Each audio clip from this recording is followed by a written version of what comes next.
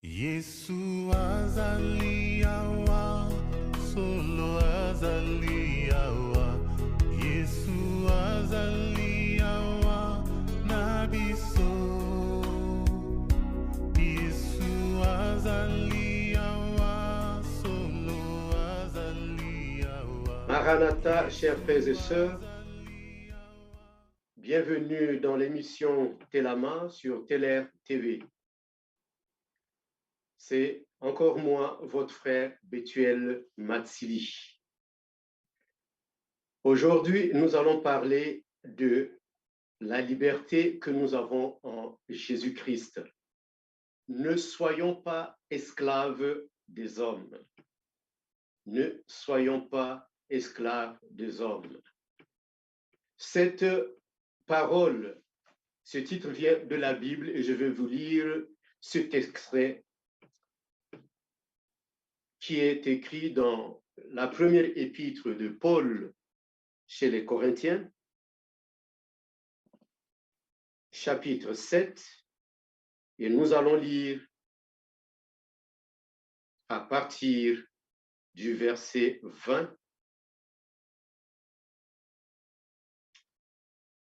Que chacun demeure dans la condition où il se trouvait quand il a été appelé. Quant aux frères et sœurs, nous savons le contexte. Étais-tu esclave quand tu as été appelé? Ne t'en soucie pas. Au contraire, alors même que tu pourrais te libérer, mais plutôt à profit ta condition d'esclave. Car l'esclave qui a été appelé dans le Seigneur est un affranchi du Seigneur. De même, celui qui a été appelé étant libre est un esclave de Christ. Quelqu'un a payé le prix de votre rachat, ne devenez pas esclave des hommes. C'est dans le verset 23. Que chacun, frère, demeure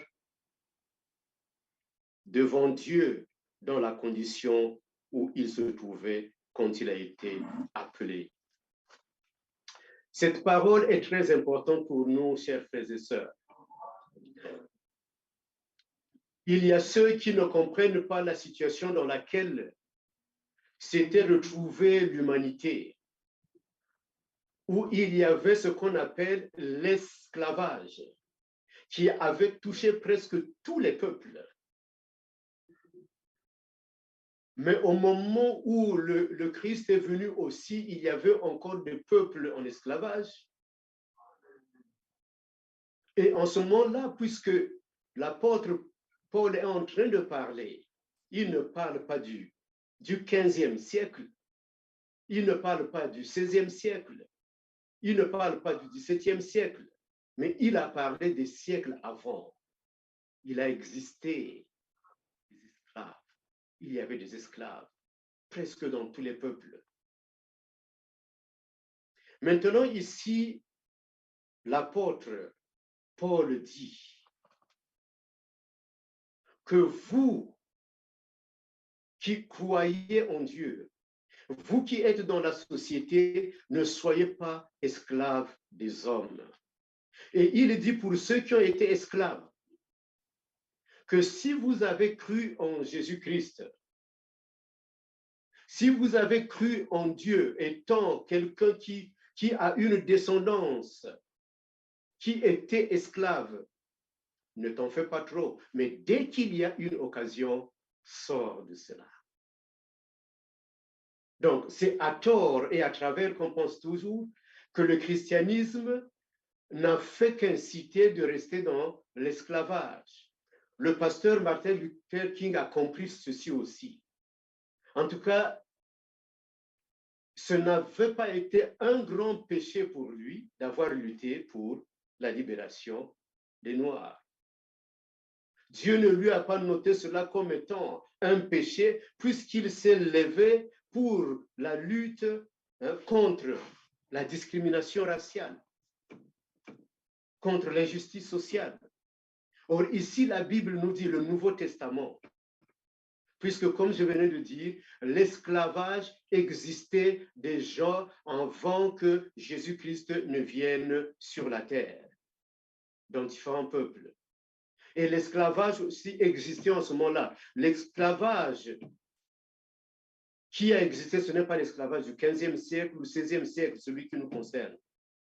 Mais l'apôtre Paul savait déjà, puisque quand quelqu'un agit en esprit, sait très bien ce qui adviendrait, et puisqu'il voyait aussi dans la société que partout il y avait des esclaves dans l'Empire.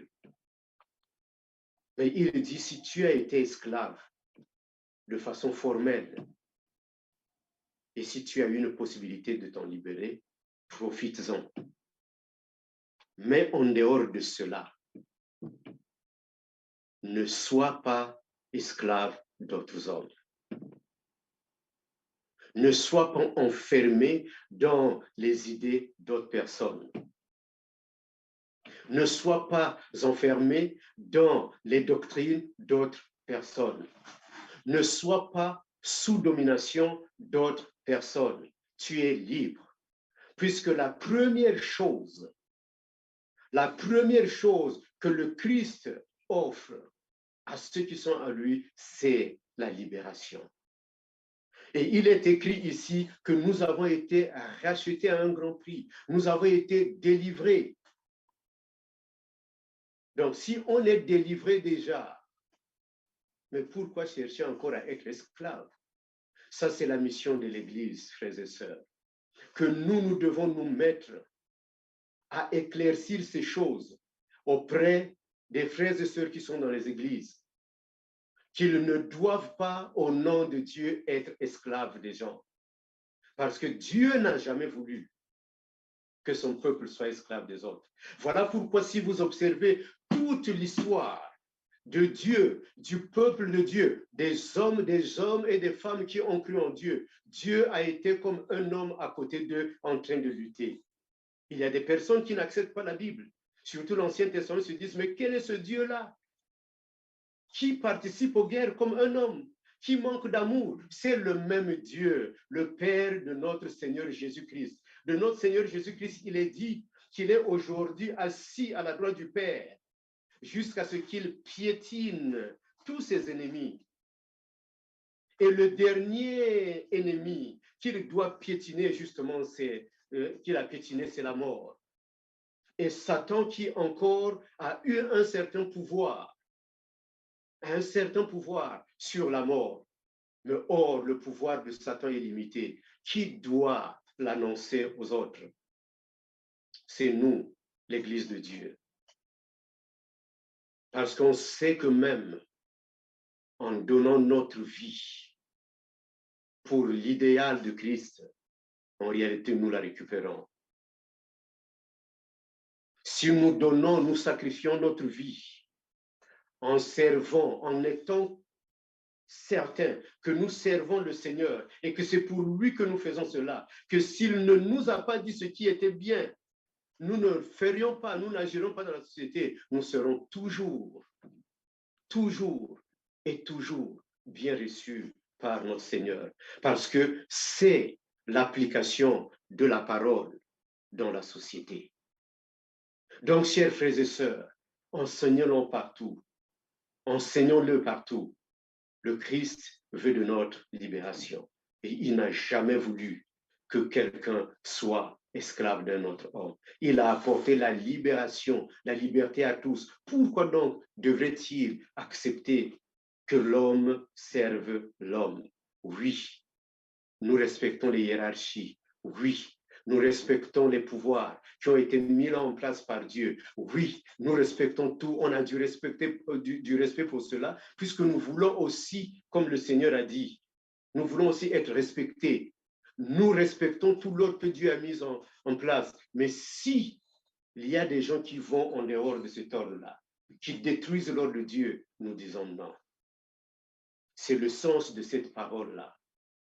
On n'est pas obligé de s'attacher à ce que les gens disent, qu'est-ce qu'ils savent de Dieu, ou bien qu'est-ce que Dieu pense d'eux. Mais nous savons ce que Dieu dit. des gens qui appartiennent à lui. Qu'est-ce qu'ils doivent faire? Oui, le Seigneur choisit même les dirigeants, mais il dit concrètement à ses dirigeants quelle est leur tâche. Et si ces dirigeants changent de chemin, le Seigneur aussi change de chemin. Et le plus souvent, ce sont les hommes qui maintiennent un tel dirigeant. Ils le maintiennent parce qu'ils pensent qu'il est un envoyé de Dieu. Mais Dieu, si vous regardez toute l'histoire de la Bible que je tiens, toute l'histoire, vous verrez qu'il y a des rois qui n'ont pas été obéissants et qui ont été rejetés par Dieu. Mais pourquoi? Parce que le peuple invoquait Dieu. Alors, chers frères et sœurs, c'est notre devoir. Invoquons Dieu pour ne pas être esclaves des hommes. Invoquons Dieu pour que notre société ne soit pas esclave des hommes. Invoquons Dieu pour que nous-mêmes, nos enfants, nos petits-enfants ne soient pas esclaves du mal. Or, si ce n'est pas Dieu, c'est le diable. On ne peut pas se soumettre au diable. On ne peut pas se soumettre au diable. Dieu ne nous l'a jamais accepté. Et on ne pardonne pas aussi au diable. Il a déjà un sort donné par le Père. Donc, nous pouvons dire qu'il soit jugé, qu'il soit condamné. Ça, c'est ce qu'on nous a donné comme permission dans la Bible. Que le Seigneur vous bénisse. Au nom de Jésus-Christ. Yesu azali awa, solo azali awa.